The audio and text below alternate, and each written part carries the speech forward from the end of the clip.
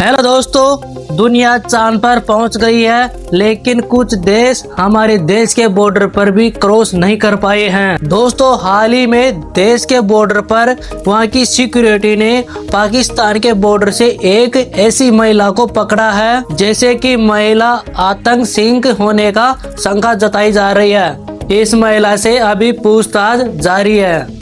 वहीं भारत के सबसे बड़े नेवल बेस के ऊपर एक हाल ही में एक चाइनीज जीपीएस ट्रैकर लगा हुआ पक्षी को पकड़ा गया है। जासूसी का शक और भी हो रहा है। ऐसे में सवाल यह है कि भारत के अंदर कुछ समय से लगातार घुसपैठियां घुस रहे हैं भारत देश के अंदर और खुफिया घुसपैठियों को घुसाने की पूरी तरह से कोशिश कर रहे हैं। इसमें सवाल यह है कि खुफिया एजेंसी ने घुसपैठियों को भारत के अंदर ही घुसाने के लिए बेचैन हो रही है। आज इस वीडियो में हम इस बात पर ही बात करेंगे। ऑपरेशन सिंदूर के बाद से बौखलाए जैश सरगना मसूद अजहर की साजिश भारत ने फिर ध्वस्त कर दी है। Movement and crossing of a young woman into India from Pakistan under agencies, lens agencies probing Jaish's women wing angle behind Pakistani women. To our sources, Indian Army troops have apprehended a Pakistani woman identified as Shehnaz Akhtar. दोस्तों, दुनिया वालों ने हमेशा भारत को soft target ही समझा है। भारत के खिलाफ हाल ही के समय में जासूसी के नेटवर्क को पकड़े जाने के बाद दिख रहा है कि भारत आज ग्लोबल इंटेलिजेंसी वॉर का में सॉफ्ट टारगेट है। ग्लोबल इंटेलिजेंसी वॉरफेयर यानी कि किसी देश की ऑर्गेनाइजेशन की साइबर अटैक, किसी देश की ऑर्गेनाइजेशन की जासूसी पब्लिसिटी और गलत इंफॉर्मेशन पब्लिसिटी और साइकोलॉजी ऑपरेशन के जरिए उस देश को कमजोर या खोखला करने की साजिश रची जाती है ताकि ग्लोबल इफेक्ट पर उनके फैसले साफ दिखाई दे, कोई का भी उनका शक उनके ऊपर नहीं जा सके। फिर होता क्या है कि उस कमजोर देश का फायदा उठाने के लिए ग्लोबल इंटेलिजेंस के अलावा अन्य देश भी फायदा उठा लेते हैं। इंफॉर्मेशन वॉरफेयर का एक्सटेंशन है जहां पर data theft, propaganda, Honey tap, illegal immigrants and hybrid attack इनके जैसे तरीके अपनाए जाते हैं। हाल ही के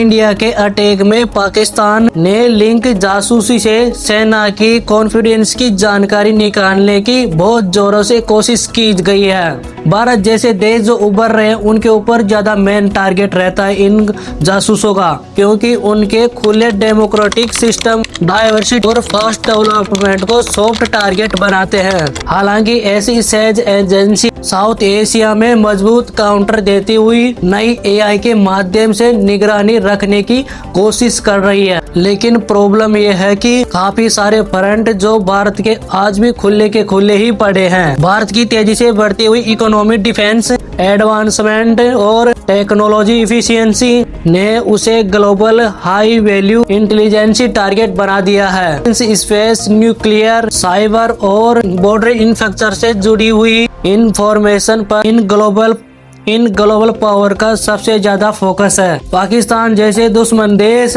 सोशल मीडिया के माध्यम से सेना का अगर कोई यूट्यूब चैनल हुआ और सेना से जुड़ा हुआ कोई ऐप हुआ, उसको ट्रैक करने के लिए पूरी तरह से कोशिश करते हैं, जिस ऐप के अंदर भारत की सैन्य बल की पूरी इंफॉर्मेशन रखी हुई होती है। भारत के दूरसंचार साधन जैसे रडार, साइबर जैसे साधनों को भी अपने मैप के अंदर कनेक्ट करने की कोशिश की जाती है, जिससे स्थिति जानकर फ्यूचर की तैयारी कर सके। लेकिन ग्लोबल पावर को भारत की सॉफ्ट टारगेट ही क्यों मेन टारगेट रहता है? दरअसल इसके पीछे कई कारण है। सबसे पहले तो भारत की इंटरनेट चैलेंज जैसे population vibration, democracy, linguistic, religious diversity और कॉम्प्लेक्स लीगल सिस्टम भारत को दुनिया के सामने सॉफ्ट टारगेट बनाती है। एक्सपर्टों ने बताया कि भारत के अंदर जासूसी और घुसपैठियों के मुकदमे कई सालों तक चलते ही रहते हैं। कई सालों के बाद चलने के बाद भी उन्हें आखिरकार रिहाई कर दिया जाता है, लेकिन उनको सजा नहीं दे पाते हैं, जिससे वो जासूसी करने पर उनको डर नहीं लगता है कि क्या ही कर लेगा ये भारत हमारा। भारत के अंदर तो यहाँ पर हमेशा पॉलिटिक्स के मध्य हमेशा